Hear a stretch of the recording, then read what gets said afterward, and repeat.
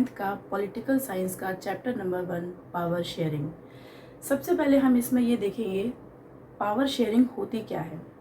Power sharing का मतलब है, इसमें दो वर्ड्स आप देख रहे होंगे, पावर और शेयरिंग, यानी हम पावर को यहाँ पर शेयर करने की बात कर रहे हैं। तो इसको पहले समझ लेते हैं कि पावर शेयरिंग है क्या। It means distribution of power among different organs of the government. यहाँ पर हम जो गवर्नमेंट के अलग अलग ऑर्गन्स हैं उनके बीच में पावर को शेयर करने की बात, पावर को डिस्ट्रीब्यूट करने की बात करते हैं, इसी को बोलते हैं पावर शेयरिंग। तो सबसे पहले ये जान लेते हैं कि गवर्नमेंट के वो कौन कौन से ऑर्गन्स हैं जिसके साथ हम ये पावर शेयर करते हैं। गवर्नमेंट के 3 ऑर्गन हैं यहाँ पर। पहला ऑर्गन हमारा है लेजिस्लेचर, दूसरा है एग्जीक्यूटिव और तीसरा है जुडिशरी। ये 3 इंपॉर्टेंट ऑर्गन्स हैं गवर्नमेंट के। इन 3 ऑर्गन्स के बीच में हम यहाँ पर पावर को डिस्ट्रीब्यूट करते हैं, इसी को बोलते हैं पावर शेयरिंग। इस चैप्टर में हमारे 2 एग्जाम्पल दे रखे हैं, एक बेल्जियम का एग्जाम्पल दिया है और दूसरा श्रीलंका का एग्जाम्पल दिया है। तो सबसे पहले हम बेल्जियम के एग्जाम्पल से समझेंगे कि किस तरीके से यहाँ पर जो है पावर को शेयर किया गया तो वो बेल्जियम के लिए बेनिफिशियल हुआ।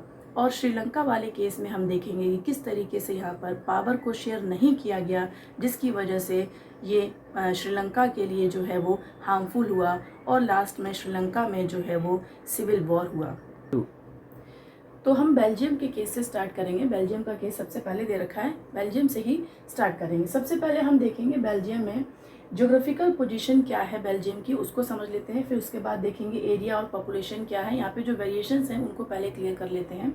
सबसे पहला दिया है geographical position, small country in Europe. Belgium जो है वो यूरोप में एक छोटा सा कंट्री है, छोटा सा पार्ट है यूरोप का ये। और सेकंड पॉइंट है share border with Netherlands, France and Germany. Second जो पोजीशन इसकी है वो ये है कि जो बेल्जियम है वो अपना बॉर्डर शेयर करता है नीदरलैंड, फ्रांस और जर्मनी के साथ। तो ये 2 जो है वो ज्योग्राफिकल पोजीशन है इसकी। एक तो यूरोप का ये छोटा सा पार्ट है और दूसरा ये है कि अपना बॉर्डर शेयर करता है नीदरलैंड, फ्रांस और जर्मनी के साथ। सेकेंड पॉइंट हमारा है एरिया एंड पॉपुलेशन। इसका जो एरिया है अगर हम देखें तो हमारा इंडियन स्टेट जो हरियाणा है उस हरियाणा से भी छोटा एरिया है बेल्जियम का, smaller in area than Haryana. Haryana से भी छोटा सा इसका एरिया है बेल्जियम का। सेकेंड पॉइंट है पॉपुलेशन जो है वो लिटिल 1 करोड़ से कुछ ही लगभग सी ज़्यादा होगी, अप्रॉक्स 1 करोड़ के आसपास की। तो पॉपुलेशन भी बहुत ज़्यादा नहीं है। थर्ड पॉइंट हमारा है इथनिक कंपोजिशन। इथनिक कंपोजिशंस भी यहाँ पर इसमें जो है डिफरेंसेस हैं। इथनिक का मतलब होता है जातीय के आधार पर। तो जातीय आधार पर यहाँ पर भी कई सारी जो है वो डिफरेंसेस देखने को मिलती हैं। जैसे 59% लोग यहाँ पर डच बोलते हैं, 40% लोग यहाँ पर फ्रेंच बोलते हैं, 1% लोग यहाँ पर जर्मन बोलते हैं। तो इस तरीके से यहाँ पर ये जो है लैंग्वेजेस में भी डिफरेंसेस हम देख सकते हैं कि 59% जो लोग हैं वो डच बोल रहे हैं, 40% लोग जो है फ्रेंच बोल रहे हैं, 1% लोग यहाँ पर जर्मन बोल रहे हैं। तो ये हो गया हमारा इथनिक कंपोजिशन। और लास्ट हमारा है कैपिटल। यहाँ पर जो कैपिटल सिटी है वो ब्रसेल्स है।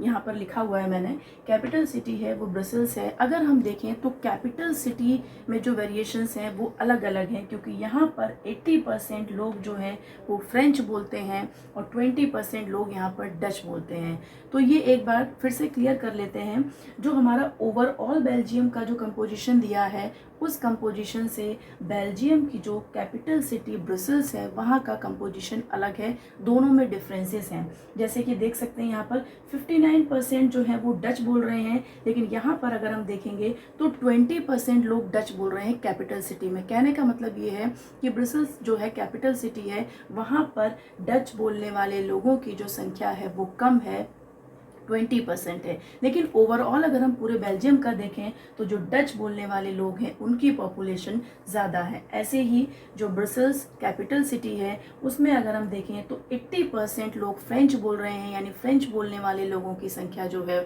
ज़्यादा है। लेकिन ओवरऑल अगर हम कंट्री में देखें बेल्जियम में तो यहाँ पर जो 40% लोग हैं वो फ्रेंच बोलते हैं, यानी 40% लोग जो हैं वो फ्रेंच यहाँ पर कम बोल रहे हैं, लेकिन कैपिटल सिटी में उनकी जो पॉपुलेशन है वो ज़्यादा है। इस तरीके से ये यहाँ पर वेरिएशंस दे रखे हैं बेल्जियम के। नेक्स्ट इसके फॉर्म्स ऑफ पावर शेयरिंग। इसमें हम देखेंगे कि हम पावर को कितने फॉर्म में, कितने तरीके से जो है पावर को शेयर कर सकते हैं। इसमें 4 टाइप्स हैं। सबसे पहला हमारा हॉरिजॉन्टल डिस्ट्रीब्यूशन है, उसके बाद वर्टिकल डिस्ट्रीब्यूशन है, उसके बाद डिफरेंट सोशल ग्रुप्स हैं और उसके बाद कुछ अदर टाइप्स भी हैं। तो सबसे पहले हम देखेंगे कि हॉरिजॉन्टल डिस्ट्रीब्यूशन ऑफ पावर जो है वो किस तरीके की होती है।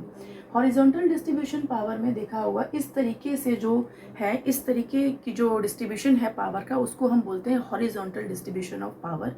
इसमें हम जो हमारे गवर्नमेंट के डिफरेंट ऑर्गन्स हैं उनके साथ पावर को शेयर करते हैं। जैसे कि हमारे गवर्नमेंट के 3 ऑर्गन हैं, एग्जीक्यूटिव, लेजिस्लेचर और जुडिशरी। ये 3 ऑर्गन गवर्नमेंट के हैं। इसमें हम पावर को जब शेयर करते हैं तो इसको हम बोलते हैं horizontal distribution of power. When we distribute power among these 3 different groups of the government, legislature, executive और judiciary, this is called horizontal distribution of power. Next हमारा है vertical distribution of power.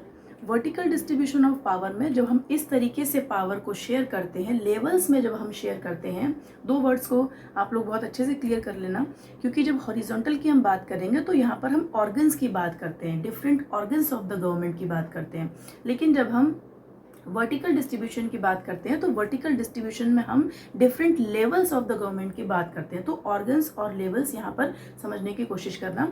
Organs में हम जब बात करेंगे तो हमारा हॉरिजॉन्टल डिस्ट्रीब्यूशन आ जाएगा, जब लेवल्स की बात करेंगे तो वर्टिकल डिस्ट्रीब्यूशन आ जाएगा। तो वर्टिकल डिस्ट्रीब्यूशंस को यहाँ पर देखते हैं एट डिफरेंट लेवल्स। ये इस तरीके से है, सेंट्रल लेवल, स्टेट लेवल और लोकल लेवल। जब हम इन 3 लेवल्स में पावर को शेयर करते हैं तो इसको हम बोलते हैं vertical distribution of power.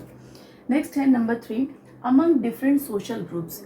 Different social groups होते हैं हमारे। सोशल ग्रुप्स के बीच में जब पावर शेयर होती है तो वो हमारी है different social group, distribution of power among different social groups. Example दे रखे हैं, लिंग्विस्टिक ग्रुप हो सकता है, रिलीजियस ग्रुप हो सकता है। इस तरीके के ग्रुप्स के बीच में जब हम पावर को शेयर कर देते हैं तो इसको हम बोलते हैं कम्युनिटी गवर्नमेंट।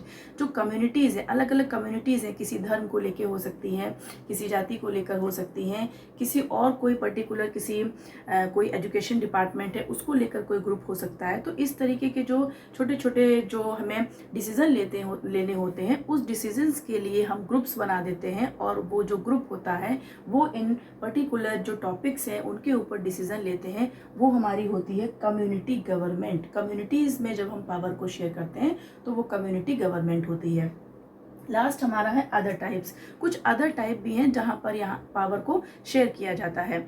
जैसे कि लिखा है कुछ पॉलिटिकल पार्टीज़ होती हैं। पॉलिटिकल पार्टीज़ में छोटे छोटे ग्रुप्स होते हैं जो कुछ सोशल ग्रुप भी हो सकते हैं, या फिर कुछ इस तरीके के, जैसे फॉर एग्जांपल वो ट्रेड यूनियन है या बिजनेस यूनियन है। इस तरीके के जो ग्रुप होते हैं, जो यूनियंस होती हैं, ये हमारे सब इसमें अदर टाइप्स में पॉलिटिकल पार्टीज़ में, और इनको प्रेशर ग्रुप्स भी कहते हैं। जब कहीं ना कहीं प्रेशर ग्रुप का मतलब ये है, ये जो ग्रुप्स होते हैं वो कहीं ना कहीं अपना इफेक्ट जो है, अपना इन्फ्लुएंस जो है वो गवर्नमेंट के ऊपर बनाते हैं, यानी कोई ना कोई प्रेशर गवर्नमेंट के ऊपर बनाते हैं अपनी डिमांड्स को, अपने इंटरेस्ट को पूरा करने के लिए। तो ये कुछ अदर टाइप्स हैं। इस तरीके से हमारे ये 4 फॉर्म्स ऑफ डिस्ट्रीब्यूशन, जो पावर शेयरिंग का जो डिस्ट्रीब्यूशन है वो कंप्लीट होता है। Thank you.